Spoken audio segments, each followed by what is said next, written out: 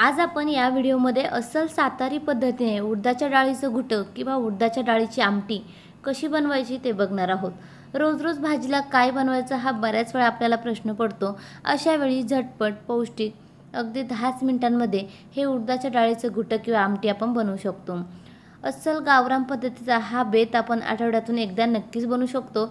उडदाच्या डाळीचं घुटं किंवा आमटी सोबत बाजरीची भाकरी सोबत कांदा चवीला खूपच छान लागतो। चला तर मग रेसिपीला सुरुवात करूया। सर्वात अगोदर एक बाउल आपण उडदाची काळी डाळ घेतलेली आहे। ही उडदाची काळी डाळ खूप पौष्टिक असते, आपल्या शरीराला खूप फायदेशीर असते। त्यामुळे आपण सर्वांनीच आठवड्यातून एकदा तरी हे उडदाच्या डाळीचं घुटं किंवा आमटी बनवून खाल्ली पाहिजे। डाळ आपण 2 ते 3 वेळा पाणी टाकून स्वच्छ धुवून घ्यायची आहे।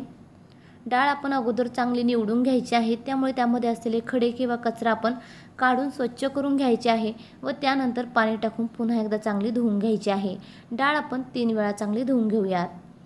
तुम्ही बघू शकाल डाळ मी 3 पाण्याने स्वच्छ 3 वेळा धुवून घेतलेली आहे। आता आपण कुकरमध्ये ही डाळ चांगली शिजवून घेणार आहोत।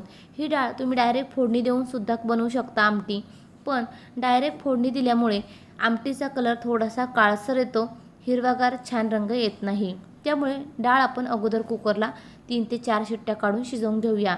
यामध्ये पाणी टाकून घ्यायचं आहे, चवीपुरतं मीठ टाकून कुकरला 4 शिट्ट्या काढून घेऊयात। कुकरच्या शिट्ट्या होत आहेत तोपर्यंत आपण एक छोटंसं वाटण काढून घेऊया।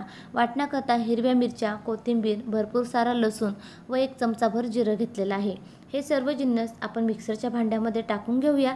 मिक्सरला थोडेसे जाडसर ओबडधोबड फिरवून घ्यायचे आहेत। मिरचीची पेस्ट एकदम बारीक स्मूथ आपल्याला तयार करून घ्यायची नाही, थोडीशी जाडसर ओबडधोबड ठेवायची आहे। यामध्ये आपण चवीपुरतं मीठ टाकून घेऊया। साधारण 1 चमचाभर मीठ इथे मी टाकून घेणार आहे। मिक्सरला आपण लगेचच वाटण तयार करून घेऊ। चुटकीसरशी वाटण देखील आपलं तयार झालेलं आहे। तुम्ही बघू शकाल थोडंसं जाडसर ही पेस्ट आपण मिक्सरला करून घेतलेली आहे। 3 ते 4 शिट्ट्या होऊन कुकर चांगला थंड झालेला आहे। डाळ चांगली शिजलेली आहे। आपण हाताने जरी प्रेस केली तर देखील लगेचच ती एकदम छान शिजलेली आहे हे समजते। आता आपण फोडणी देऊन घेऊया। फोडणी करता कढईमध्ये मोठे 2 चमचे मी तेल गरम करण्यासाठी ठेवलेलं होतं।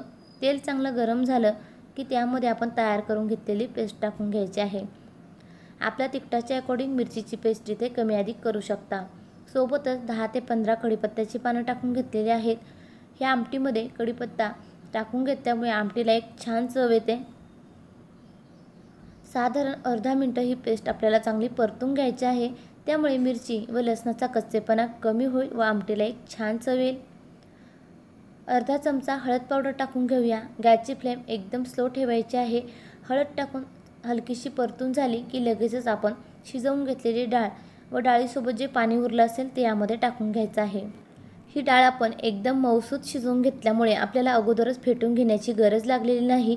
डाळ थोडीशी एकदम मऊ शिजली नसेल तर तुम्ही अगोदर चांगली फेटून घेऊ शकता व त्यानंतर फोडणीमध्ये ओतून घेऊ शकता। उडदाच्या डाळीचं घुटं किंवा आमटी बनवताना ही डाळ आपल्याला एकदम मऊसूत शिजवून घ्यायची आहे, त्यामुळे आमटीला किंवा ह्या घुटाला एक छान थिकनेस येतो व घट्टसर दाटसर ही आमटी बनवून तयार होते।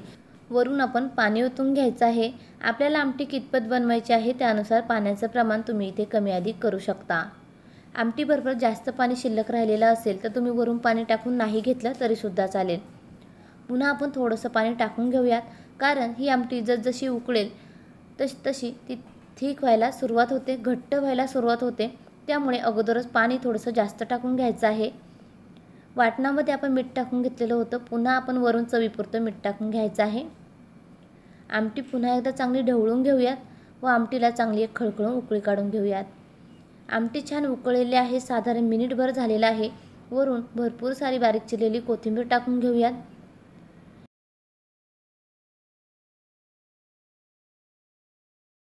चविष्ट असं उडदाच्या डाळीचं घुटं किंवा आमटी बनवून तयार झालेली आहे।